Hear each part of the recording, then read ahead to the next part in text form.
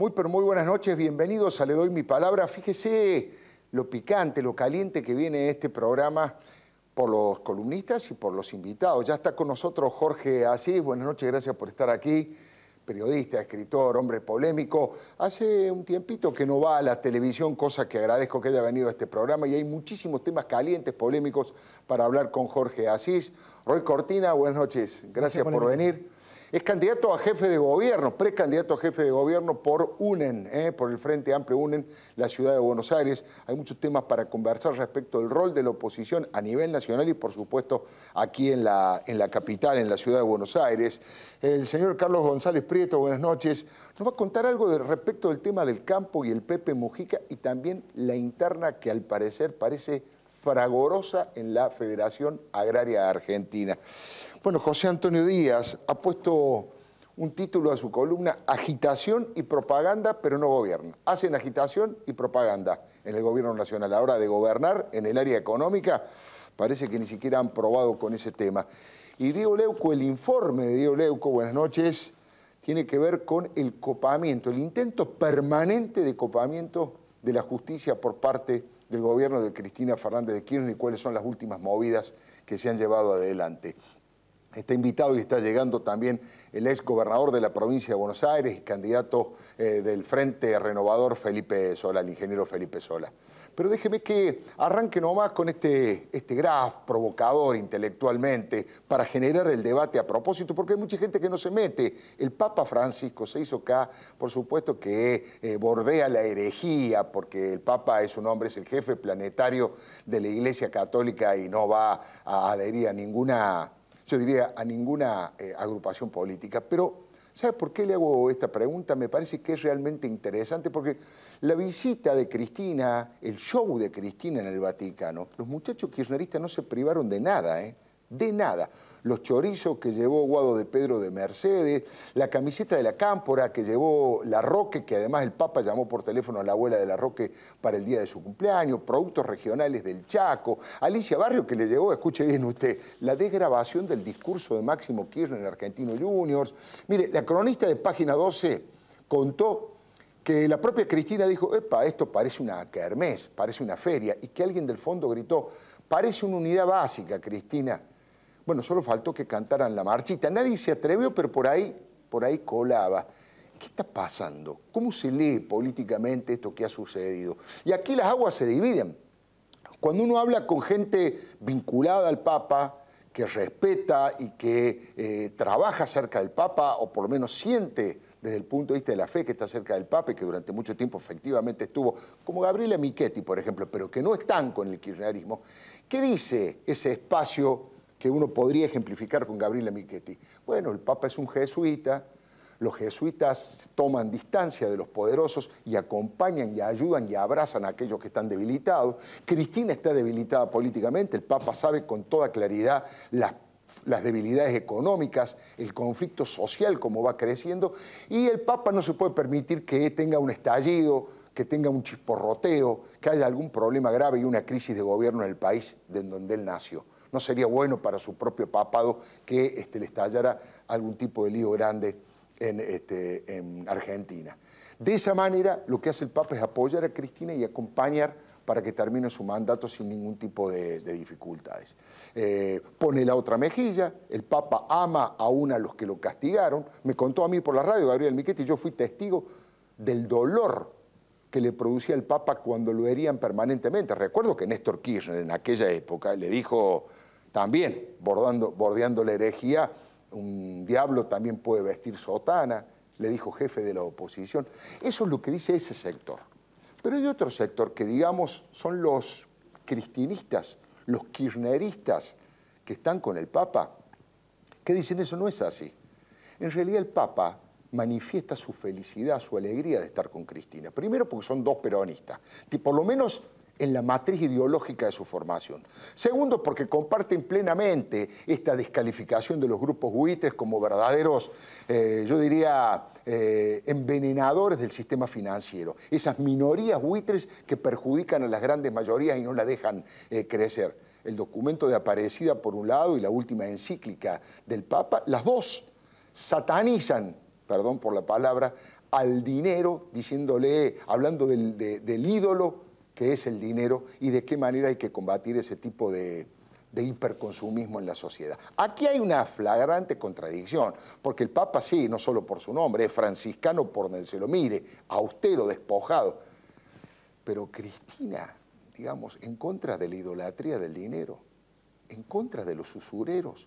¿De qué manera comenzó a edificarse la fortuna de los Kirchner allá en Santa Cruz, si no es por la actividad usuraria que llevaban adelante? ¿Cómo se explica gran parte de la fortuna que el matrimonio Kirchner fue cosechando durante todos estos años en donde estuvieron como intendentes, como diputados, como senadores, como presidentes, como gobernadores? Así que ahí hay un temita como para pensarlo. Pero ellos dicen, el Papa le abrió la puerta del paraíso a Cristina.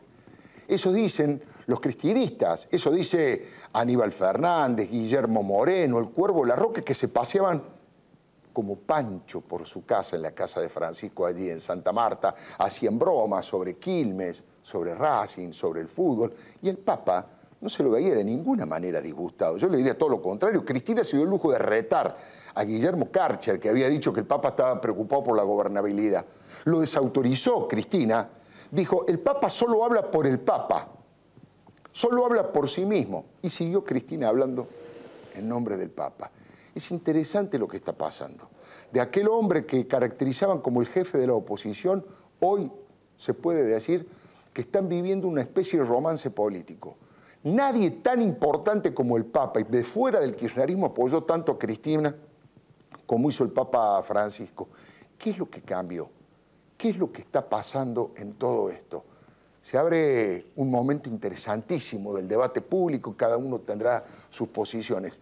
Tengo la impresión de que el Papa, más que apoyar a Cristina, más allá de sus intenciones, se transformó en una suerte de plataforma de relanzamiento del operativo para aferrarse en el poder del cristianismo. Algunos dicen que le abrieron la puerta del paraíso, otros dicen que la oposición en este plano se quedó demasiado dormida y ya se sabe, al que madruga, Dios lo ayuda. Le doy mi palabra. Bueno, lo prometido, la posibilidad de conversar con Jorge Asís, ya está con nosotros el ingeniero Felipe Solá, ustedes saben, exgobernador de la provincia de Buenos Aires, diputado y por ahora precandidato seguramente por el frente de Sergio Massa. Enseguida vamos a conversar con él, gracias por estar aquí, ingeniero. Bueno, la primera pregunta es, ¿qué pasa con el Papa? ¿Cómo es esta relación que se estableció entre el Papa y el kirchnerismo? ¿Qué novedades, qué cambios hubo? ¿Qué se puede leer políticamente de la última entrevista de Cristina con todo su grupo? Y poniendo como referencia lo que pasó allá en el tiempo con Néstor Kirchner maltratando al cardenal Bergoglio. Es el tema del Jorge Asís digital de hoy. Hoy, sí, hoy hablé del tema. Buenísimo.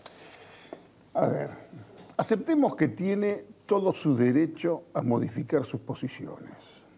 Perfectamente, ¿no es cierto? Cualquier persona, mucho más el Papa. A ver, yo lo tomo en dos niveles. Primero, lo que es el Papa providencial para el mundo, lo que es para el encuentro de las religiones monoteístas, lo que es él como predicador de la paz universal, lo que es él con su apertura hacia China. El envío de Ricardo Novano no es un tema menor, con una carta a China y demás. Y lo que es para Argentina, país de cultura peronista. En este país de cultura peronista, el Papa es la reencarnación de Juan Domingo Perón. Es el jefe político. Cuando yo tiré de entrada que el Vaticano era la nueva Puerta de Hierro, no era simplemente una humorada. ¿No es cierto? Y como dijiste vos, yo coincido, se lo veía cómodo al Papa, se lo veía, hasta te diría más, con cierta mirada tierna y comprensiva. ¿Qué es lo que pasó aquí? Que el Papa se convirtió en la principal contención y el principal apoyo político que tiene hoy la doctora, que tiene hoy Cristina. Ya son 3 muertos en Santa Marta, fue la ceremonia de los escarpines en Río, cuando ella los llevó a Insaurralde para sacarse la foto. El hecho de haber sido el enemigo es pasado. Y en realidad fue el enemigo. Sí, no hay duda. Porque Bergoglio es el que perfora el proyecto de Santa Crucificación Nacional que tenía Kirchner y de relación permanente que tenía Kirchner. Porque la elección de Misiones, que era el plebiscito de Rovira, no estaba ahí en juego la posibilidad de si Felipe Solá podía ser también candidato de vuelta en la provincia de Buenos Aires o Fellner. Ahí estaba en juego también el proyecto de Kirchner. Claro. Y el que salió ahí en aquel momento que Kirchner tenía el país en el bolsillo, todos los empresarios a sus pies, cuando Kirchner gobernaba con Mañeto y con Moyano, con ese trípode de poder y con todos los empresarios, y que estaba la oposición absolutamente derruida, Sí. ahí sale el Papa Bergoglio, la remera de San Miguel Arcángel, sale en la lucha contra el mal. Tal vez en tu presentación faltó una esfera de lo que tiene que ver con el pensamiento de Bergoglio, que es su noción del mal, ¿no es cierto? Él está en una cruzada con lo que él considera verdaderamente el mal. Sí. Y hasta desde el punto de vista esotérico de lo que los papas no quieren hablar, ni los curas quieren hablar, pero este es un hombre que no por casualidad muchas cuestiones, hasta escenográficas que tiene que ver con el papado, este hombre, en un gesto de austeridad, toma una cierta distancia. Cuando es nominado, como bien sabés, por supuesto que Cristina estaba fuera de la cancha, recibió, yo pongo ahí como un cross a la mandíbula, como decía Roberto Ar, no sabían dónde estaban parados. Y aquí, en un país de descalificaciones fáciles, donde dice, ¿qué va a ser cantor ese que yo lo conozco y demás? Aquí, aunque a algunos les cueste aceptarlo, el que hoy yo llamo el nuncio móvil, Eduardo Valdés, en aquel momento, cuando, según mi información, la doctora estaba debajo de la lona, creo que tuvo alguna participación, y es Eduardo Valdés el que persuade a la doctora de que agregue en su comitiva a la doctora Alicia Oliveira, que se había jugado muy bien con el Papa, sobre todo, que era la letrada de Horacio Berbisky, que era el principal enemigo, y ahí de pronto empieza otra química, otra relación, porque eso que dicen todos, de que él le dice a la doctora, dice a todos los visitantes, cuiden a Cristina, que llegue hasta el final, que esto es lo que ya los anticristinistas, porque en realidad el anticristinismo es peor que el cristinismo. El cristinismo tiene una irascibilidad, pero a veces hay, como por contraste y reacción, un anticristinismo ciego que creía que el Papa le pertenecía. Y en realidad el Papa fue, te diría, cuando era el cardenal Bergoglio, peronismo disidente, alcanzó a perforar unos cuantos ejes del relato kirchnerista con respecto a la selectividad de los muertos. ¿Dónde es que se hace el homenaje a José Rucci, que era un muerto que no le convenía para nada en ese momento al cristianismo? Se hace en la catedral. En la catedral. Digamos. Pero después hay un cambio, y se da un cambio y me parece que hasta incluso, aquí viene lo que yo llamo el Papa modo de empleo, que es la utilización casi grosera del Papa, pero el Papa verdaderamente lo brinda eso. No pone límites. Porque le ha dado un escenario, y bueno, que se permite, vos mirás ahí tenés esa foto, sí. Ahí hay un rostro de ternura. Sí, por supuesto. ¿Entendés? De comprensión de ternura. Ese no es un rostro de un perverso que... No, y encima Evita abrazándolo a los dos de atrás. Y eso es en la nota de hoy que yo cuento que Perón hizo con los montoneros, lo que el Papa hace hoy con los anticristinistas, que son los que empezaron ya a insultarlo al Papa hasta en arameo. Sí. Lo noto en los llamados telefónicos de los oyentes. Bueno, que hay una cosa ya de... Y, sinceramente, él tiene una posición con respecto al capitalismo salvaje, muy conocida y demás, y me parece que en esa esfera tratan de llevarlo y complicarlo en el papelón que Argentina va a iniciar y profundizar a partir de mañana. Mañana en la Asamblea General de Naciones Unidas. El cristianismo, Alfredo, yo suelo decir que tiene un estilo envolvente, es decir, te envuelve. Yo hablo de los opositores envueltos. Te plantean discusiones categóricas con ejes falsos. Te plantean patriobuitres, claro. Y si vos no estás en la posición de ellos, te parece, y como no tenés una cintura como para salir retóricamente de esa trampera, se prefiere callar, ¿no es cierto? Ahora, si el Papa avala la tontería que se va a hacer a partir de mañana, que esto tiene que ver ya con el nivel de información que tienen cada uno, la doctora está, yo digo, con un antiimperialismo bipolar, sí, con una estrategia absolutamente dual. Explotar los réditos del fracaso, los réditos del antiamericanismo que aparentemente le hace subir algunos puntitos en las encuestas, y ver de qué manera arregla a más tardar en enero, no más allá del primer trimestre del año próximo, con este lío que tiene en los Estados Unidos, donde Argentina se fue al default, y te lo firmo, por decisión personal de la doctora. Asesorado por Axel Kicillof. No. Directamente. Te voy a decir más, y esto no es para, absolverlo a Axel. Axel también estaba para arreglar. Y cuando sale Axel con los deditos, creyó que estaba arreglado. Es la doctora la que perfora y que manda al descenso bajar el acuerdo con los banqueros que ella había estimulado. Claro. Porque en realidad, ayer la doctora se reunió con Soros, sí, ¿no es cierto? ¿Qué le recomendó en su momento Soros a la doctora? Contrató al doctor Paul Clement.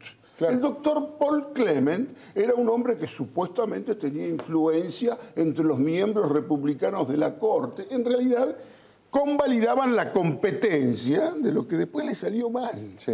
¿No es cierto? Pero salió mal por desidia. Y si Argentina está hoy en el descenso del default, aunque digan que no, aunque salgan todos los voceros a decir, no, nosotros queremos pagar, esto no es así, Argentina está hoy técnicamente en default, fue por decisión de la Presidente, que en realidad quisieron pasar a los banqueros.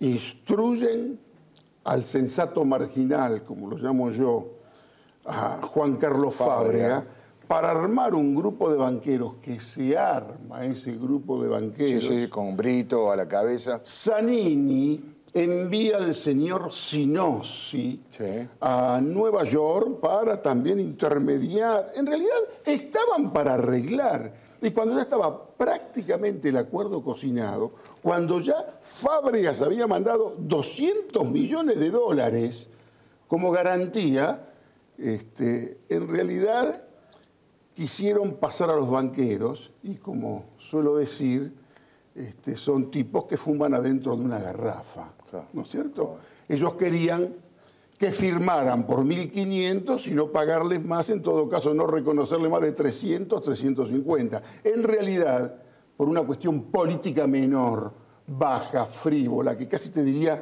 merecería un juicio político, se lleva a la Argentina a este descenso para no darle ni siquiera el menor protagonismo a unos tipos para ella absolutamente despreciables. Jorge, hay una frase que vos instalaste bastante tempranamente, que es: este gobierno tiene el boleto picado. Muchos sectores de la oposición dicen, no solo se termina un gobierno, se termina un ciclo, se termina una era. Y la verdad que yo tengo mis serias dudas de que el cristinismo tenga fecha de vencimiento. Te diría que todo lo contrario, lo veo sumamente fortalecido. Más allá de que Cristina no pueda ser reelegida presidenta, pero no lo veo como... El bolero está picado, depende también de la manera de moverse de la oposición, pero cuando un grupo político te llena, las cosas evolucionan, te llenan un estadio de 40.000 personas, sería un acto de mezquindad de mi parte decir fueron 40.000 empleados públicos. No, muchachos. Ahí hubo un hecho político y la política la tenemos que analizar a partir de los acontecimientos. Seguro. Según mi información, la doctora hoy tiene entre 28 y 30 puntos. Algunos dicen que tiene un poco menos. Y creen, y esto lo he hablado con alguna de las fuentes, ellos creen que están seguros que le ganan en primera vuelta a cualquiera y pierden hoy en segunda vuelta con cualquiera. Pero bueno, lo de Máximo, que la Cámpora tenga que salir y que sea hoy lo más vivo y lo más vital que puede presentar el kirchnerismo, es un dato de la realidad. Sí. De ahí a creer que puedan tener una suerte, una gravitación electoral, es otra cuestión. Me parece que va a tener que ser finalmente su candidato Scioli, porque por supuesto que le van a poner el vice, todos los diputados, el chofer, si pueden, absolutamente todo, porque no creo que tengan tiempo de poner a nadie. Yo tampoco creo en esa tontería tan fácil de que ella quiere jugar a perder. No, que nadie quiere, no quiere. Hay algo que sí que es verdad, que de pronto pueda preferir como sucesor a Macri, claro, no significa que trabaje para eso. Exactamente. Porque en realidad, si Macri va a ser el sucesor, son por méritos de cómo se está moviendo el PRO. El enemigo de Cristina hoy es Massa. No tengo duda. Es el único que la puede liquidar, Massa, que puede liquidar el kirchnerismo. Massa me parece que es el objetivo a exterminar, porque casi parece haber un pacto implícito entre Scioli y Macri para polarizar entre ellos y sacarlo a Massa, si vos querés, de la pelea. Pero esto es un juego de vivos. Acá, en medio de la mala praxis, con el país quebrado, con don Fábrega rascando el fondo de la olla para ver de dónde es un dólar viejo Gómez, dónde se puede sacar algún dólar, con un gobierno que no tiene la menor credibilidad y que inicia mañana una cruzada antiimperialista que es desconocer absolutamente cómo funcionan los organismos internacionales. Porque cualquier burócrata con un proyecto de resolución te pedalea 6 meses. Esto más o menos, yo en el organismo internacional aprendí mucho más a dilatar que a concretar. Si vos querés, esto no va a pasar absolutamente nada y aparte los países que pesan están en otra cuestión. Y yo creo que hoy todo lo que está haciendo la doctora es exactamente lo que no hay que hacer. Hoy aquí tenés que arreglar bien con los países centrales, acá tenés que crear un clima de inversión. Mira, yo vengo de Francia. François Hollande tiene que hacer un recorte de 50.000 millones de euros. ¿Sabe lo que son 50.000 millones de euros? Y es inadmisible que Argentina se vaya al descenso del default por 1.500 millones de dólares. Por un cuento administrativo que es la cláusula Rufo, que nadie sabe de qué corno hablan, que han sobrevalorado esa cuestión que perfectamente se podía subsanar. Esto se podía haber evitado. Y Argentina está así por impericia y por decisión consciente de la Presidenta de la República. Me queda muy poquito tiempo, pero por lo menos la información que yo tengo es que si Cristina encabeza la lista de diputados nacionales en la provincia de Buenos Aires, al revés del resto de los partidos, tendría varios candidatos a presidente, mientras la oposición es al revés. Con 1 o 2 candidatos a presidente tendrían infinidad de listas a diputados. Esa sería la jugada de Cristina para consolidar las mayorías parlamentarias que tiene, aún en el 2015, aún perdiendo a presidente. Casi todas las alternativas, desde lanzarla en Santa Cruz, lanzarlo a Máximo en Santa Cruz, hacerla funcionaria internacional. Cristina gobernadora. Hoy en realidad Cristina y Máximo están en un problema.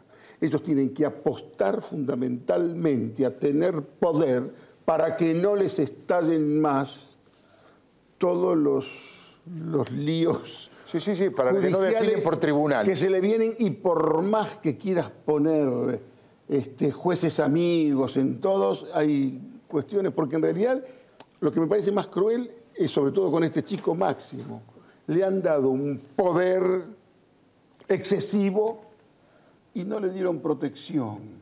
Está lleno de cheques firmados por él. Sí. Han sido de una impunidad, te diría, cheques de Lázaro obscena. Báez, y cheques de Lázaro Báez que él recibió y que no cobró. Y que no cobró y por de el pago de las habitaciones no sí, hay tantas cosas. Tienen que ir a Puerto Banús, que es una linda localidad turística, a preguntar por las posiciones que tiene hoy Lázaro Báez y sus hijos.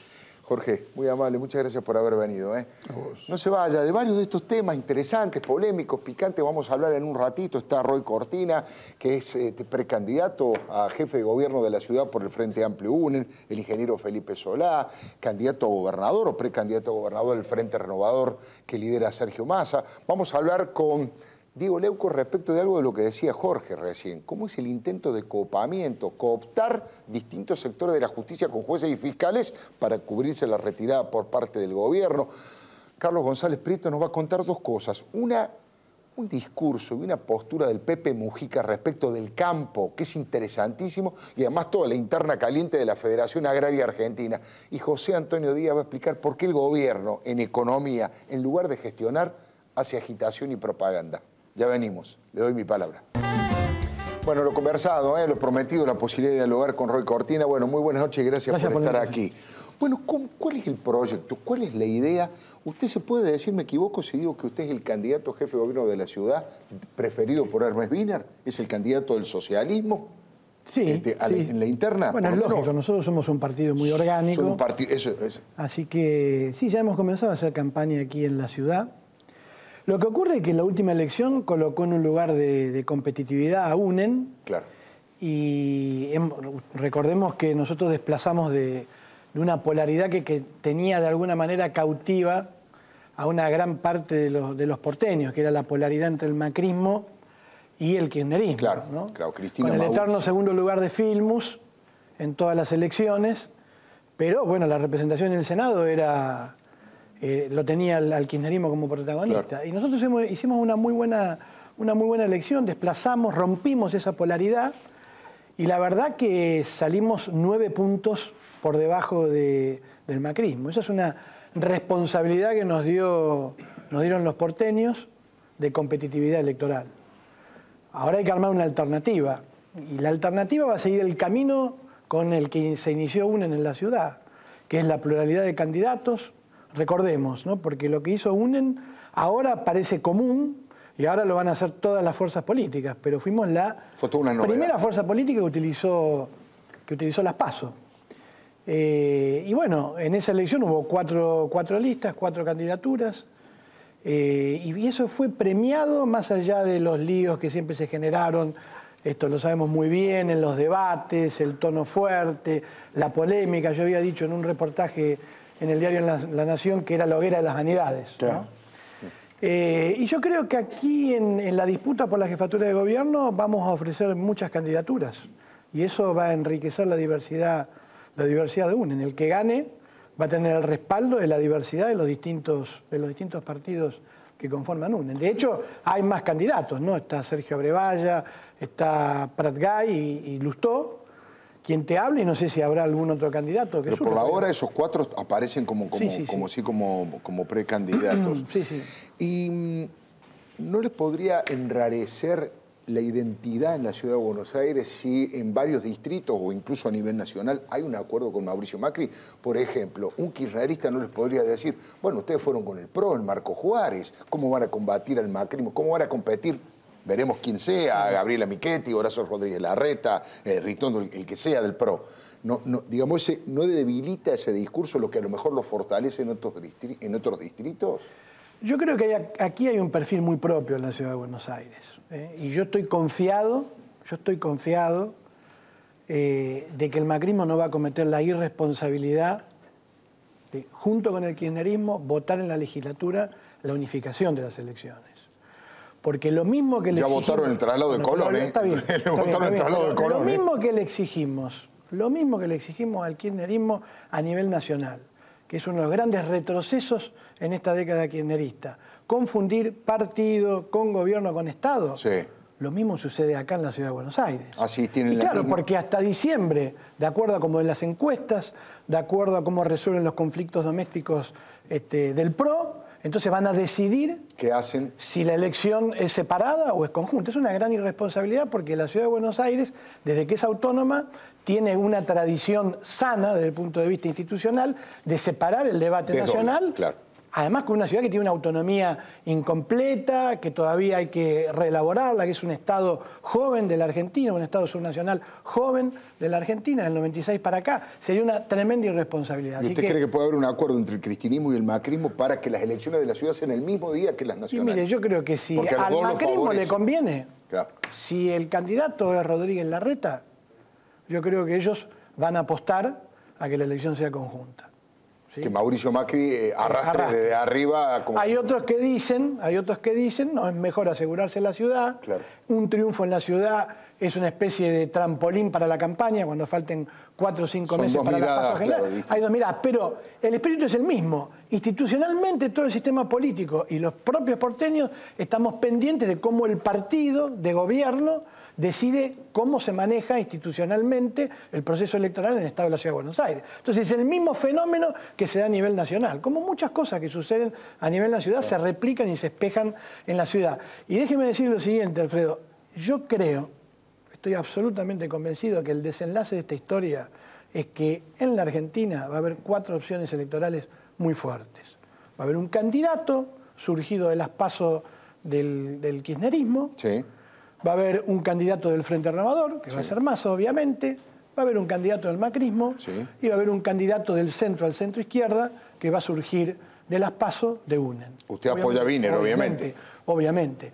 Nosotros pensamos que todas las encuestas, que por supuesto no son contratadas por nosotros, me parece que están inflando a algunos candidatos. Yo estoy seguro que ninguno de los 3 candidatos que más aparecen hoy en las encuestas individualmente, por falta también de cultura política, claro, de partido de las encuestadoras, no toman en cuenta a los partidos y a las fuerzas políticas. Claro, dicen que cuando se pregunta por partido aparece segundo el Frente Amplio. Pero además, claro, yo me pregunto lo siguiente: ¿por qué todos los candidatos del kirchnerismo? No sé el caso del Frente Renovador, si habrá finalmente una interna con De la Sota, con algún otro candidato, pero después lo vamos a hablar con Sota. ¿Por qué el que vota a Domínguez, o el que vota a Scioli, o el que vota a Randazzo, va a votar luego al que le ganó en la interna? Si el que vota a Randazzo y pierde, ¿por qué lo va a votar después a Scioli? ¿Sí? Las encuestadoras dicen que sí, dicen que es... todo eso es unificado por el cristianismo. Claro. ¿Por qué el que votó a Rodríguez Larreta luego va a votar a Michetti? Todo eso va a suceder. Van a votar en sus respectivas fuerzas políticas. Ahora, cuando alguien le pregunta, el que vota a Cobos, sí, si en una gana Wiener, ¿sí?, después no, ese voto no va a ir para Wiener, o viceversa. Claro. O lo mismo con Carrió o con Sanz. Nosotros hemos demostrado en la ciudad. ¿Usted sabe la retención, el porcentaje de retención de voto que tuvo UNEN en la Ciudad de Buenos Aires? El 86%. Yo era jefe de campaña.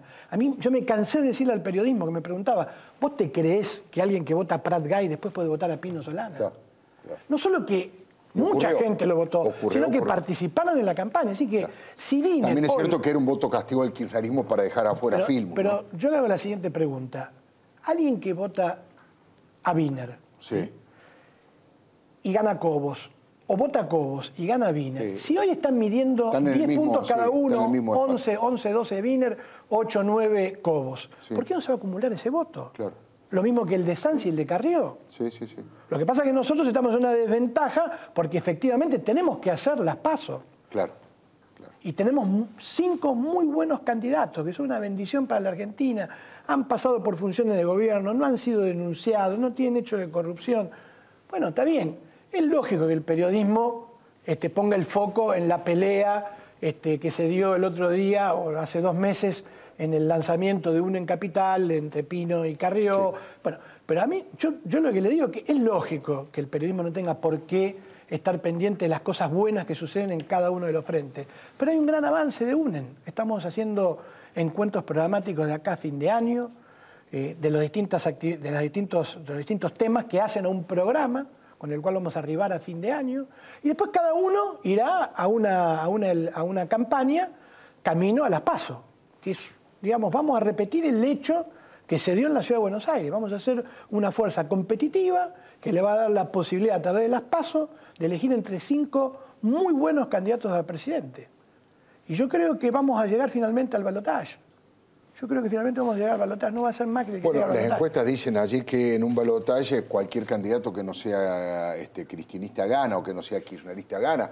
El tema es con quién llegarían ustedes al balotaje. ¿Usted qué siente en las recorridas, en la sociedad? ¿El olfato qué le dice? ¿Que un candidato al Frente Amplio unen contra quién? ¿Contra Macri, contra Massa, contra Scioli, contra quién?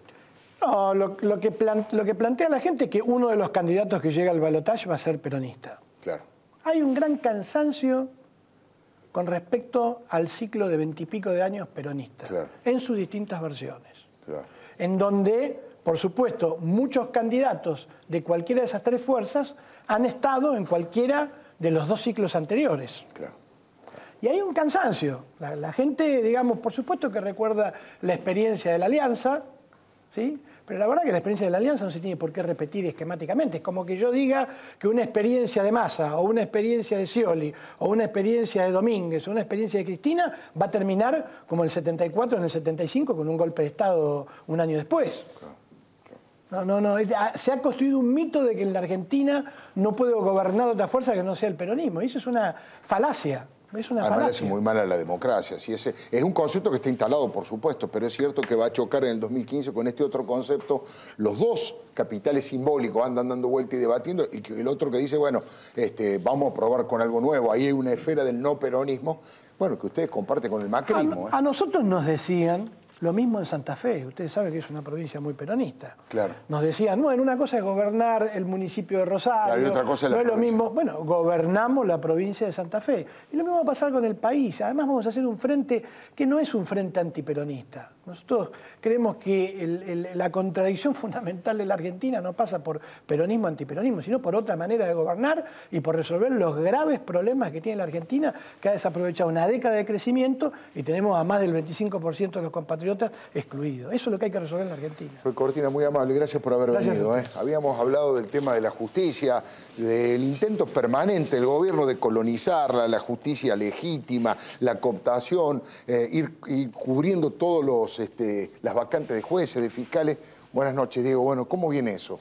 Bueno, viene bastante fuerte la jugada oficialista en este sentido. La verdad es que vamos a hablar de un tema que es muy importante. Nosotros le pusimos la cooptación de la justicia, obviamente con K, porque nos referimos al gobierno nacional, nos referimos al oficialismo y a todas las movidas. Tenemos 3 muestras nada más, porque la verdad es que hay muchas cuestiones en este sentido que está haciendo el gobierno, pero elegimos las 3 más contundentes. Vamos a hablar de muchos nombres, vamos a hablar de muchas personas, pero es importante que prestemos atención a los 3 ejemplos porque son realmente importantes. Son estas cosas de las cuales nos acordamos tarde. Cuando ya ocurren decimos, en su momento no le presté atención. Bueno, hay que prestarle atención ahora. La primera tiene que ver con la Fiscalía. Si nosotros, bueno, parafraseando un poco a Martín Fierro, también haciendo una especie de elegía, como decías vos en la columna, dijimos, hazte amigo de, en este caso no del juez, sino de Zanini. Sí. ¿Por qué? Hay que cubrir 2 vacantes de las fiscalías federales de la capital federal. Son 12 fiscalías muy importantes porque son, por supuesto, las que investigan al poder político. Al poder político. ¿Quiénes son los fiscales que más conocemos? Guillermo Marijuán, Gerardo Policita, hay miles de fiscales, Jorge Felipe Dilelo. Son los más conocidos. ¿Por qué son conocidos? Porque obviamente se los menciona en las causas que están vinculadas a las causas que investigan al poder político. Por eso es la justicia federal. La fiscalía número 5 pertenecía a Luis Comparatore. Falleció, esa fiscalía quedó obviamente vacante y hay que cubrir ese puesto. En la fiscalía número 10 pasa algo muy curioso. La fiscalía número 10 estaba a cargo del fiscal Miguel Osorio, claro, conocido como el Negro Osorio también, al igual que Carlos Rívolo, otro fiscal que también es conocido como el Negro. Miguel Osorio es un caso inédito en la justicia. Sí. Fue ascendido a fiscal de juicio, es decir, a fiscal de segunda instancia. Y por primera vez en la historia se quedó subrogando su fiscalía. Nunca antes en la historia un fiscal está siendo fiscal de segunda instancia y de primera instancia. Nunca pasó antes. Pasó ahora con Miguel Osorio, que tiene muy buena relación con Carlos el Chino Zanini. Suelen compartir la platea de Boca Juniors. Sí, los hemos visto en la cancha, esa información de absoluta primera mano. Para cubrir estos dos puestos se inició el concurso número 102. La primera parte, la parte escrita, la más difícil, es la parte del filtro. Y es muy impresionante lo que pasó, porque de los 7 primeros, 4 tienen vínculos con Gil Carbó, sí. 1 tiene vínculos con Carlos Zanini y el otro es secretario del juez Sebastián Casanelo. Y además otro dato para aportar bastante particular. Por primera vez, Gil Carbó, la jefa de los fiscales, integró el tribunal de evaluación de este concurso. Bueno, rápidamente porque son algunos nombres, pero para que cada uno sepa quiénes son y qué vínculos tienen. El que salió primero con un puntaje prácticamente ideal, 47 de 50, fue Franco Picardi, que actualmente trabaja en el Ministerio de Justicia. O sea, empleado del gobierno directamente. Acá no hay ningún tipo de suspicacia, es literal, empleado del gobierno. Salió segundo Sebastián Bringas. Este es el muchacho que es secretario del juez Casanelo, que obviamente es conocido porque en la causa que investiga a Lázaro Báez, bueno, justamente los únicos procesados son Fariña y el Ascar, y de Báez, bien gracias, nunca se supo nada. Ni siquiera se lo citó. Milton Casqui, después en tercer lugar, trabaja en la Fiscalía número 6 y actualmente trabaja también en la Procelac. La Procelac es muy importante porque es una especie de organismo que instaló Alejandra Gil Carbó para correr al fiscal Ple que investigaba el lavado de activos. Bueno, el gobierno armó la Procelac, puso su gente. La primera jugada de la Procelac, ¿cuál fue? Sacar a Lázaro Báez y a Julio De Vido de entre los imputados justamente de la causa de la ruta del dinero acá. Bueno, este muchacho, Milton Casqui, integra la Procelac. María Luisa Piqué y María Laura Ochoa y Juan Pedro Soni son los que quedaron en cuarto, quinto y séptimo lugar. Todos de justicia legítima. Esa es una de las primeras jugadas. Después tenemos la segunda, que es muy impresionante, que tiene que ver con el Consejo de la Magistratura. Hoy se eligieron los representantes de los jueces, el viernes se eligen los representantes de los abogados del interior del país. Sí. Ricardo Echegaray en persona organizó el día miércoles pasado una teleconferencia para todos los abogados que integran la AFIP y la aduana, que son un montón, claro, porque es un organismo que obviamente tiene muchísimos abogados como empleados, y le sugirió, obviamente cuidando las formas, que el gobierno nacional quería que ellos votaran a César Grau. Sí. Que su candidato es César Grau y que les gustaría, que obviamente cada uno es libre de votar a quien quisiera, a quien más se le diera la gana, pero que, bueno, habían hablado con César Grau y era el que estaba consustanciado con el proyecto nacional y con lo que requería el Estado. Un dato nada más, por ejemplo, el subdirector de Seguridad Social de la AFIP, Luciano Botton Rostom, aquí en la ciudad de Buenos Aires, por ejemplo, le dijo a sus empleados, nunca se había presentado con los empleados, pero estuvo en esa teleconferencia y cuando terminó le dijo, bueno, yo tengo la lista de los que están habilitados para votar, que tienen matrícula federal, y me voy a encargar personalmente de cumplir con lo que dijo Echegaray. Y algunos, en algunas dependencias de ciudad y de la provincia, repartieron incluso la boleta para que vayan directamente a votar. Pero bueno, cada uno es libre, dijo Echegaray, así que le creemos. Y la última tiene que ver con un juzgado muy importante, que es el juzgado electoral de La Plata. Claro. El juzgado que está vacante porque el juez Manuel Humberto Blanco falleció. Un juzgado muy importante, es un juzgado federal de un lugar muy importante como La Plata. Es el juez que, por ejemplo, metió preso a Fariña. Claro, claro. Y además, como decíamos, es un juzgado electoral. Y le pusimos el suplente del suplente. Porque en una maniobra bastante irregular, no tiene sentido explicarla con detalle porque es muy técnica, pero para decirlo clarísimo, la Cámara Federal de La Plata, por pedido del gobierno, nombró a 2 personas para que reemplacen a 2 juzgados de La Plata. ¿Cuál es el problema acá? Que estas personas son secretarios de juzgado, no son jueces. Claro. Y eso es a criterio de un montón de abogados que no comulgan con el gobierno, inconstitucional. Porque un juez, para poder desempeñarse como tal, tiene que tener el aval del Congreso de la Nación, que no es el caso. Laureano Durán es el que propone el oficialismo para que esté en el juzgado número 1 para reemplazar a Blanco. Y lo curioso, y acá es donde entra el jueguito de palabras del suplente, es que también propusieron a Jorge Di Lorenzo para el juzgado número 3. ¿Qué tiene que ver el juzgado número 3? Bueno, el juzgado número 3 reemplaza al juzgado número 1. Claro. O sea, no solamente el gobierno puso al suplente de Blanco, sino que además, por las dudas, puso al suplente del suplente. Claro. La cooptación de la justicia. Gracias, Diego. No se vaya, ya está el ingeniero Felipe Solá, candidato a gobernador por el Frente Renovador que lidera Sergio Massa. Vamos a escuchar a José Antonio Díaz y esta columna vinculada a un gobierno que hace propaganda y agitación en lugar de gobernar desde lo económico, y a Carlos González Prieto. ¿Qué está pasando en la Federación Agraria con su interna? ¿Cuál es la mirada del Pepe Mujica sobre el mundo productivo del campo? Ya venimos, le doy mi palabra.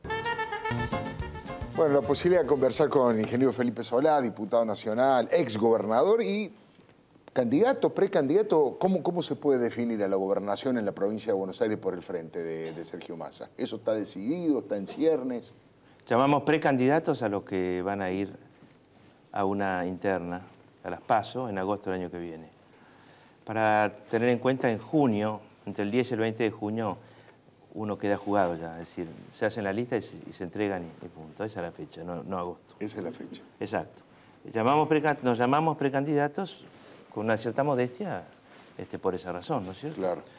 Pero finalmente sí, uno quiere ser candidato y yo camino a la provincia para eso.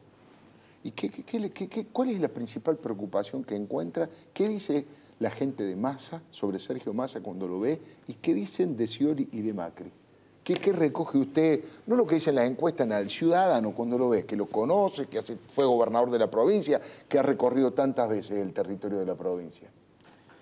Mire, la gente habla de sus problemas, no opina tanto de política. De política. Sí, la política es un poco parecida al espectáculo, ¿no? Claro. El espectáculo tiene más horas de pantalla que la política. Sí. Salvo que uno tenga el poder ejecutivo, pero si no, tiene más horas. Es mucho más divertido, entre comillas, porque yo creo que es muy mediocre todo lo que vemos en el sentido, pero los programas de chisme son más divertidos que los programas de la Cámara de Diputados. Sí. O sea que la gente lo que dice es lo que le pasa a ella, lo que pasa en su esquina, lo que pasa lo que le pasa al hijo, lo que le pasa al padre. Entonces la gente habla de que no le alcanza la plata y de inseguridad. Y de la inseguridad, no como título, sino la inseguridad diciendo el señor López que vive allá, a mí me hizo tal cosa, y mi hijo fue a bailar tal otra noche y le pasó tal otra. Y allá se vende droga. Y se vende droga, rolete, sí, y yo sé que el que vende droga es amigo del puntero, que a su vez es del concejal tal, y que nos dicen esas cosas. Concretas, lacerantes, así. Claro. Como si la impunidad fuera la regla. La norma es la impunidad. Si algo le pasa a la Argentina es que hay un nivel de impunidad enorme. Desde el tipo que va en moto y saca la pistola y sigue libre y va a la televisión y dice, no, me faltaba pagar cuota de la moto. Vale todo. Sí, claro, le podría pegar un tiro al turista. Bueno. Es como que el que las hace no las paga. Exactamente. Entonces esa impunidad está muy presente en la provincia de Buenos Aires, en el conurbano. No solamente, bueno, en La Plata también hay un problema gravísimo de inseguridad. Y en Mar del Plata hay un grave problema de inseguridad. En las demás ciudades hay una conurbanización de conductas por migraciones, por nuevos aros de pobreza, etcétera, y aparición de casos de inseguridad que no eran clásicos hace 5 o 10 años. Ahora sí, están instalados. Qué bárbaro. Y en las grandes ciudades como Junín o Pergamino, San Nicolás, ya he nombrado Mar del Plata, Tandil, etcétera, dicen, en la plaza principal, a 20 metros de la municipalidad, siempre están sobre la plaza principal, hay un tipo que todos conocemos que vende droga. Y además, dicen, después de cierta hora no se puede andar por tal lugar, los barrios estos.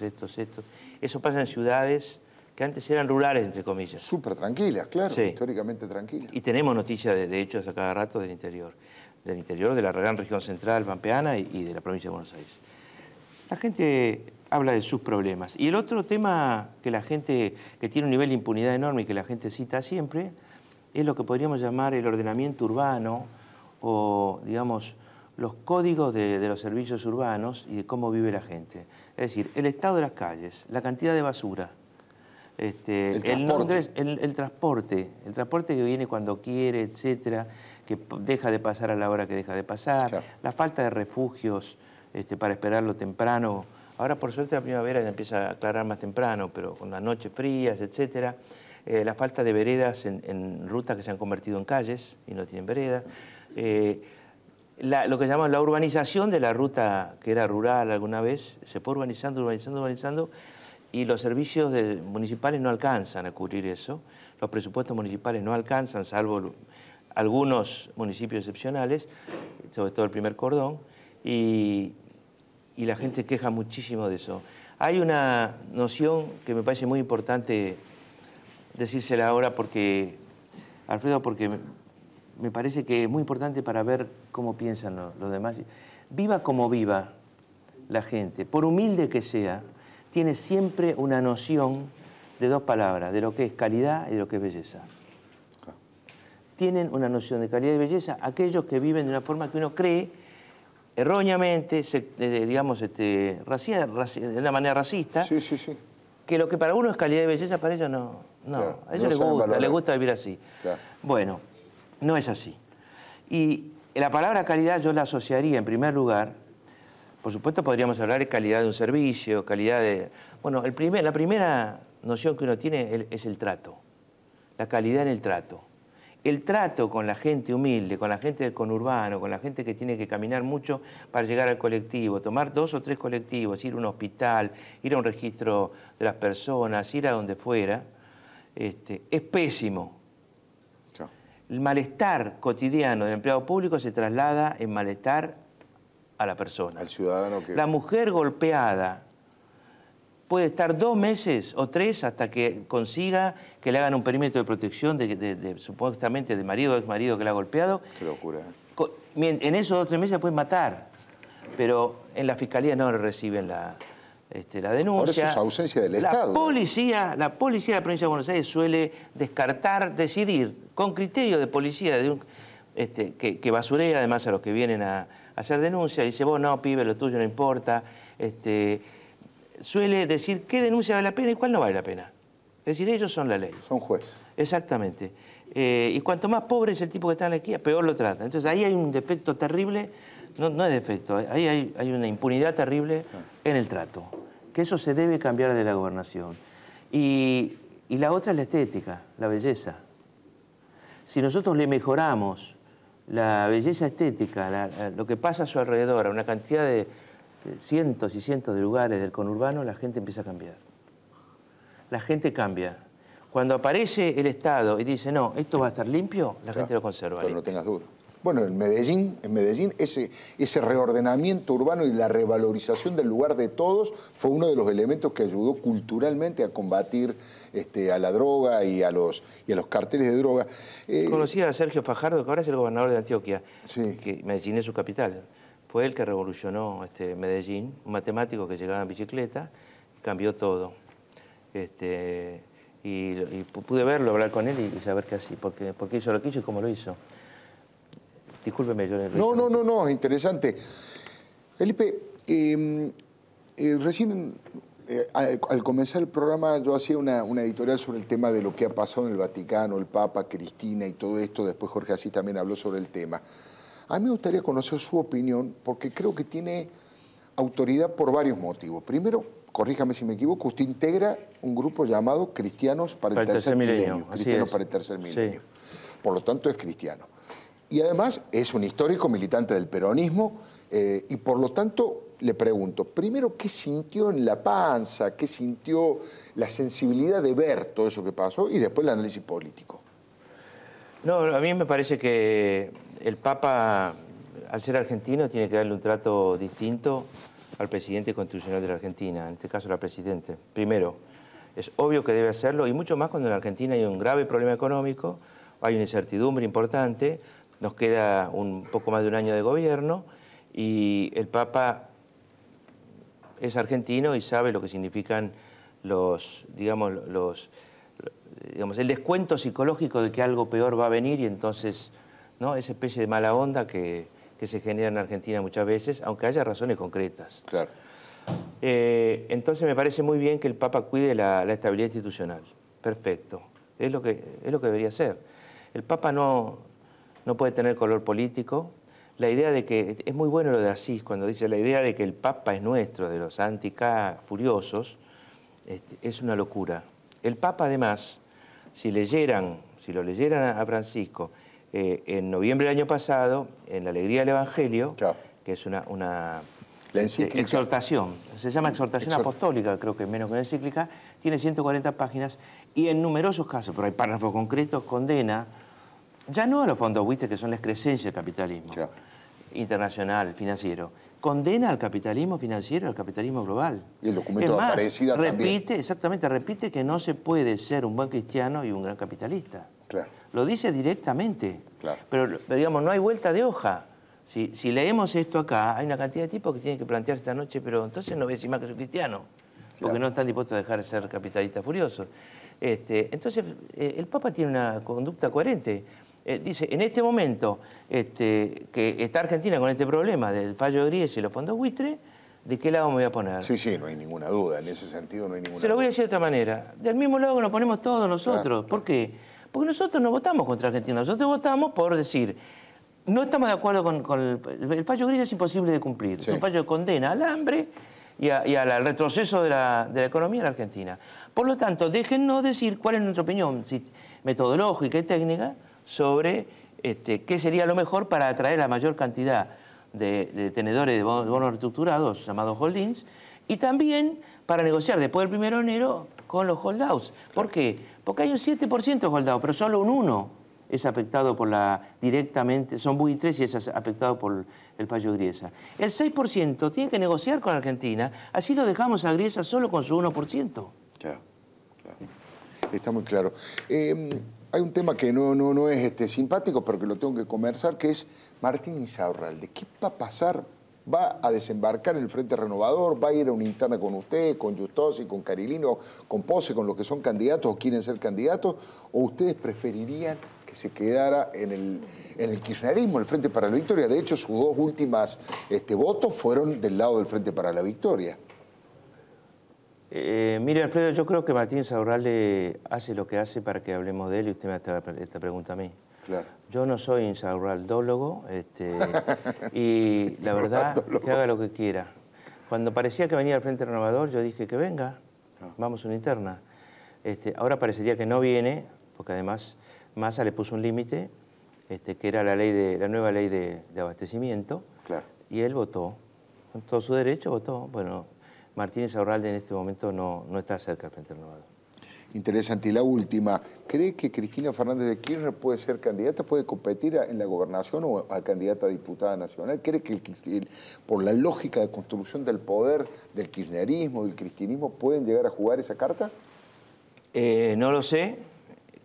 Creo que después de ser presidenta, pasar a ser diputada sería una cosa rara. Lo que puede ser es que lo jueguen a Máximo.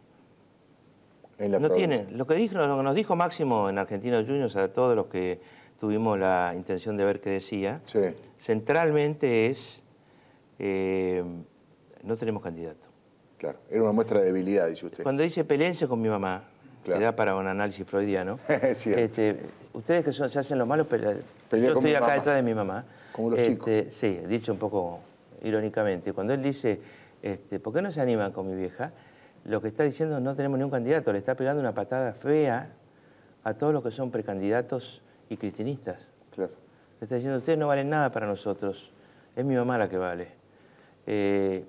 A lo mejor tiene muchas formas de que se hable de él, de estar, tiene un apellido Kirchner, etc. Hoy, buena parte del logro político es permanecer y que se hable de bien o mal, pero que se hable de uno. Entonces, es posible que finalmente en la desesperada traten de que Máximo sea candidato a algo, no sé. Diputado Solá, muy amable. Muchas gracias por haber venido. Muchas gracias. No se vaya, vamos a escuchar a José Antonio Díaz respecto de esta teoría acerca de que económicamente el gobierno hace agitación y propaganda. Y Carlos González Prieto, nuestro columnista de agropolítica, ¿qué está pasando en la Federación Agraria con la interna? ¿Y cuál es la mirada del Pepe Mujica respecto del campo? Ya venimos, le doy mi palabra. Bueno, vale la pena escuchar a nuestros dos columnistas. Primero arrancamos con José Antonio Díaz, que promete contarnos por qué en economía el gobierno, en lugar de gobernar como corresponde, en lugar de gestionar, hace agitación y propaganda. José. Bueno, Alfredo, obviamente siempre hay muchas respuestas a esta pregunta, nada menos. Lo que importa es ver o confirmar dónde estamos parados, ¿no? Porque hablamos todo el tiempo del dólar. Hoy el dólar batió un récord, otro récord, 15.45. La brecha es ya del 81%. El contado con liqui, que es el dólar que los importadores tienen que comprar a ese precio para pagar sus importaciones de las distintas industrias que hoy están en crisis. Esto no dice nada en sí mismo, el gobierno no hace nada para frenar esto. ¿Por qué? Ellos lo explican políticamente y hay que atenderlos, ¿no? El gobierno se dedica, yo decía, hacen agitación y propaganda.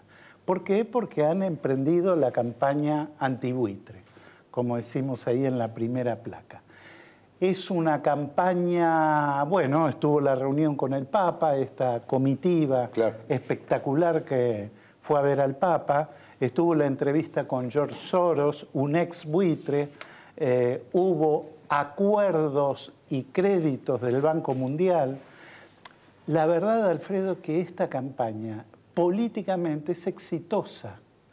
El problema es que es abstracta, porque es una posición justa, creo que acá lo decía Felipe Solá. Y la verdad que hay un estamos consenso todos de acuerdo, mayoritario. exactamente, que el fallo de Griesa es incumplible, que hay que reconstituir la relación con el sistema financiero internacional a partir de otras bases y no a partir de la sentencia de Griesa.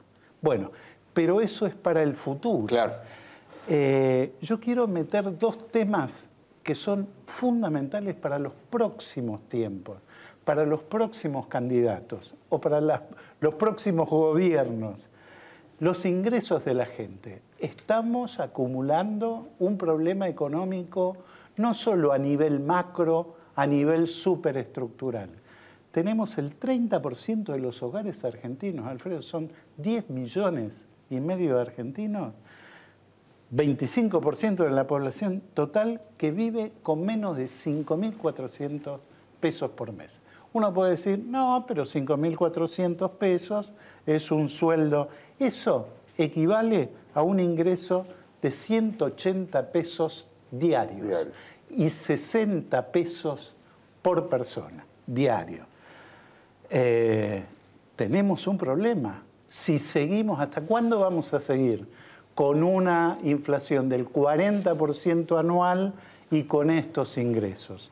Hay otra placa que muestra el crack social. El 30% de los que están ocupados y subocupados, es decir, no que están fuera del sistema económico, 5 millones de personas, la mitad de los que mencionábamos al principio, sean empleados, obreros, cuentapropistas, profesionales, registrados en negro, esos ganan menos de 3.000 pesos. Entonces, estamos yendo a una situación de acumulación de mala praxis, faltas de política e inercia en el manejo de estos temas que está llevando al verdadero problema, la verdadera devaluación. Hoy, si hacemos un símil, podemos decir que un peso representa 11 centavos de dólar. 11 centavos de dólar. 11 centavos de dólar. Y estamos hablando de un blue a 15 pesos, que no sabemos cuándo va a parar, y estamos hablando de dólares para fugar o pagar importaciones, que está prácticamente llegando a los 15.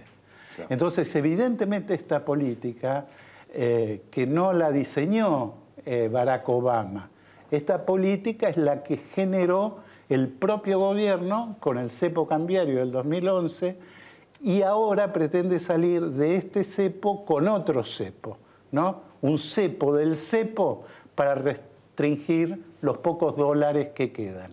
Lo que pasa es que por este camino no hay salida, no para este modelo.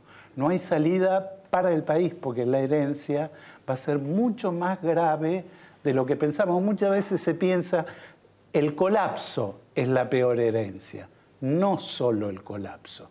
Esta es la peor herencia, que tenemos una economía y un peso devaluado y la gente cada vez con menos ingresos, pisadas por la inflación, ¿no?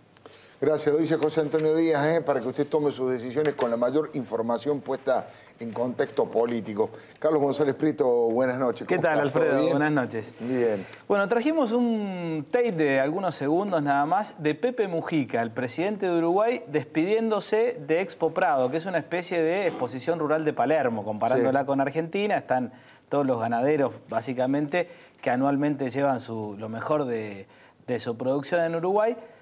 Digo, está bueno compartir esto, parece interesante porque después de 10 años de kirchnerismo no es bueno acostumbrarse a que una presidenta como la nuestra no sea capaz de compartir una tribuna con el sector más productivo de Argentina. Lo vemos ahí, si el director lo pone.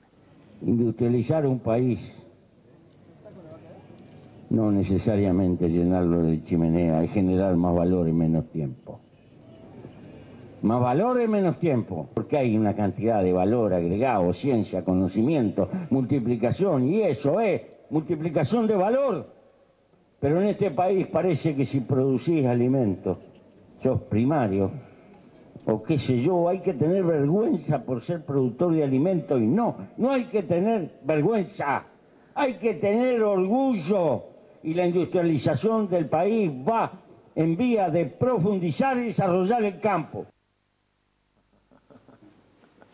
Impresionante. Ahí estaba, ¿no? Envidiable. Es para Cristina que lo mira por TV. Sí, la industrialización del país va en vías de profundizar y desarrollar el campo. Pero bueno, volvemos a la realidad local. Hay una terrible interna en Federación Agraria, una de las 4 entidades de la Comisión de Enlace, violenta, feroz y muy politizada, Alfredo, porque lo habíamos adelantado en este espacio ya hace algunos meses como primicia. Eduardo Bussi, después de 14 años ininterrumpidos, deja este jueves la presidencia de Federación Agraria. Claro. Es el último de los 4 presidentes del 2008, de la 125. Claro, ya todos los demás renovaron. Se fueron renovando. Finalmente le tocó a Bussi. Sociedad Rural también renueva, pero como Echeverri renueva por 2 años más, no hay demasiado para contar al respecto. Lo cierto es que Bussi, que venía coqueteando con distintos sectores políticos, finalmente mostró su predilección con el masismo, con el Frente Renovador, y hasta ha hecho pública la intención de ser candidato a algo en la provincia de Santa Fe. Eduardo Bussi, que impulsa la candidatura de un joven rosarino, Omar Príncipe. El punto es que gran parte de los dirigentes que acompañaron a Bussi durante estos 14 años le dijeron: no, a Príncipe no lo queremos, nosotros queremos a Pablo Orsolini, que fue diputado nacional hasta hace poco, hombre que viene del socialismo, producto de un acuerdo con la Unión Cívica Radical. Hasta ahí una cosa normal, ¿no? Un candidato del oficialismo, que es Omar Príncipe, un candidato de la oposición, que es Pablo Orsolini, todo normal, hasta que se produce esta hecatombe donde está prácticamente intervenida por estas horas la Federación Agraria. ¿Por qué? Porque hay una especie de elección primaria, hace unos meses, donde votan 500 filiales. Sí. Estas 500 filiales deciden sus representantes para el plenario, pero hace algunos días la gente de Eduardo Bussi, es decir, el oficialismo, sacó a 100 de esas filiales. Dicen los opositores que justamente estas 100 filiales que no están más son contrarias a Eduardo Bussi. Claro, son los que más favorecían a los... Claro. ¿Qué hicieron? Fueron a la Inspección General de Justicia de Santa Fe. Sí. Son socialistas, digamos, Claro. Pablo Orsolini. Están más cerca de Orsolini. Hoy hubo en la Federación Agraria 7 auditores de la Inspección General de Justicia, que en realidad es persona jurídica de la provincia de Santa Fe, y van a decidir mañana, porque el jueves es el plenario, si finalmente podrán votar 400 o 500 filiales, eso hará que sea el candidato de Bussi ganador o no, o pasarán a un cuarto intermedio hasta poder acomodar institucionalmente esto. Cerrando, la verdad que una pena que una entidad de más de 100 años que ha hecho de la crítica a la vieja política un tema de discurso caballito de batalla, permanente, un caballito permanente, termine enredada en todas estas cuestiones que le hacen muchísimo daño al gremialismo agropecuario. No, y además uno que ha conversado con todos estos dirigentes, digo, desde afuera, obviamente, el discurso de gente de Bussi o de Orsolini no es muy distinto respecto de la defensa de los pequeños y medianos productores. Carlos, muy amable, ¿eh? Así que el martes que viene te cuento quién es finalmente el presidente. Sabremos quién es el futuro presidente, el nuevo presidente de la Federación Agraria Argentina. Les recomiendo, como todos los martes, que no se vaya, porque ya viene el programa Líderes que conduce Cecilia Lucía Cecilia Puig. En este caso va a entrevistar al CEO, al responsable principal de Omint. Omint es una de las principales prepagas, hace 30 años que trabaja en la Argentina y también tiene un gran desarrollo en Brasil. Y obviamente Cecilia le pregunta respecto de toda la problemática de la medicina prepaga en la Argentina. Vale la pena quedarse. Y a usted lo espero el próximo martes, aquí en Le Doy Mi Palabra. Gracias.